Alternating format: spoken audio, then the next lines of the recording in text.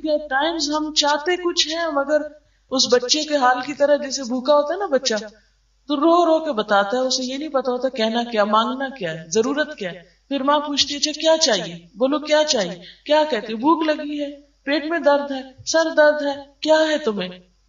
تو ہمارا حال بھی ان بچوں ہی کی طرح ہے کہ جو اپنی تکلیفوں کو خود بھی نہیں جانتے اور اپنے رونے اور اپنے ڈسٹریس اور اپنے جو ایک انکمفرٹیبل سی فیلنگ ہوتی ہے بعض اوقات خود بھی نہیں پہچانتے ہوتے کہ ہمیں ہے کیا, ہمیں کیا دکھ ہے. ان نون سا دکھ ہوتا ہے اور نہیں خبر ہوتی کہ کیا گزر رہی ہے اور کیوں گزر رہی ہے.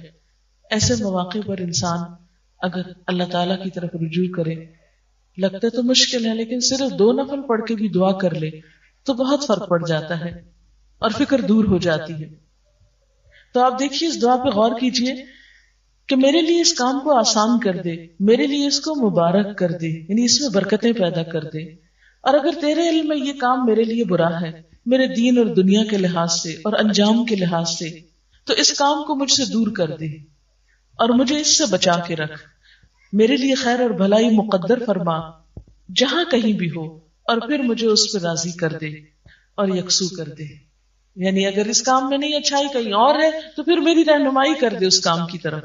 یعنی کتنی خوبصورت دعا ہے جس موقع پہ مانگی جاتی. پھر اسی طرح آپ دیکھیں مثلا تاریخ طے کر رہے ہیں, مثلا کوئی اور اسی طرح کے اس معاملے میں اہم ڈیسیژن لے رہے ہیں. آپ ذرا سوچیں ہارڈلی کتنے منٹ لگتے ہیں 2 نفل پڑھنے میں, 5 منٹ. وضو کو کتنے منٹ لگتے ہوں گے, 5 منٹ. وہ جو سارا دن فکر کا بوجھ سر پہ اٹھائے رکھتے ہیں 5 منٹ میں وضو کر لیں, 5 میں 2 نفل پڑھ لیں اور یہ دعا پڑھ لیں, بہت بہتر فیل کریں گے. لیکن نفس کو منانا تو پھر اپنا ہی کام ہے, کوئی اور تو ہمیں زبردستی نہیں کرا سکتا. پھر اسی طرح آپ دیکھیں کہ بچوں کی جب بھی شادی ہوتی تو ماں باپ کے دل پہ بنی ہوئی ہوتی ہے نا. میں خود اس کیفیت سے گزری ہوں کہ ایک عجیب سا بوجھ ہوتا کہ اللہ سب خیر ہو, معلوم نہیں ان کی آپس میں بنے نہ بنے, کیا ہو کیا نہ ہو. ایسی ساری فکروں کو اللہ کے حوالے کریں. بس جب فکر چھانے لگے 2 نفل پڑھ کے اللہ تعالیٰ سے دعا کر لیں, نستعینہ, یہ اللہ ہی نے ہمیں طریقہ سکھایا ہے کہ ہم اس سے مدد مانگے. لیکن ساری قدرت ساری قوت اس کے ہاتھ میں نا, کتنی نشانیاں ہیں اس کی ہمارے سامنے کہ ساری قوت اس کے ہاتھ میں ہے. مثلا آپ دیکھیں کہ اس درخت کا ڈیزائن جو ہے یہ ہمارے مرضی سے تو نہیں ہوا.